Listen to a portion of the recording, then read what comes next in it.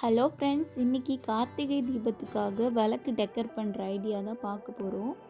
அதுக்கு 3 பேங்கிள் எடுத்துக்கலாம், த்ரெட் ஒன்று எடுத்துக்கலாம்.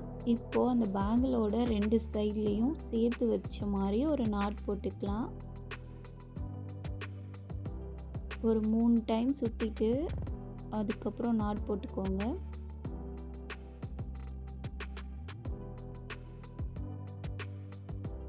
சேம் அதே போலவே இன்னொரு சைட்லேயும் பேங்கிள் எடுத்து ஒன்றா வச்சுட்டு நல்லா சுற்றிட்டு ஒரு நாட் போட்டுக்கலாம். இப்போ எட்ஜில் இருக்க 2 பேங்கிளையும் ஒன்றா வச்சுட்டு அது 2த்தையும் சேர்த்து வச்ச மாதிரி ஒரு நாட் போட்டுக்கலாம்.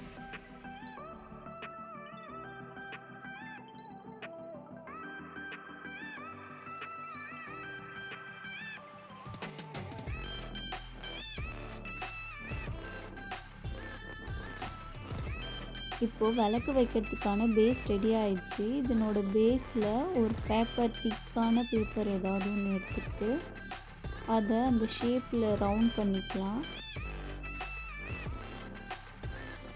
ரவுண்ட் பண்ணதை கட் பண்ணி எடுத்துக்கலாம்.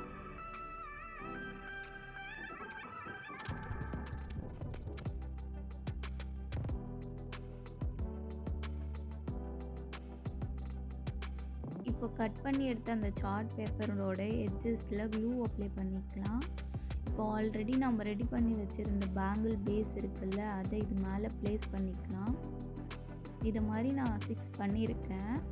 உங்களுக்கு எவ்வளோ தேவைப்படுதோ அவ்வளோ நீங்கள் பண்ணி. அவ்வளோதான் ஃப்ரெண்ட்ஸ், நம்ம லைட்கான பேஸ் ரெடி ஆகிடுச்சு. இப்போ அதுக்குள்ளே ஒரு லைட் இன்சர்ட் பண்ணிவிட்டு வெளியில் நாட் போட்டு தொங்க விட்டால் உங்களுக்கான டெக்கர் ரெடி ஆகிடுச்சு. இதை நீங்களும் கார்த்திகை தீபத்துக்கு ட்ரை பண்ணி பாருங்கள்.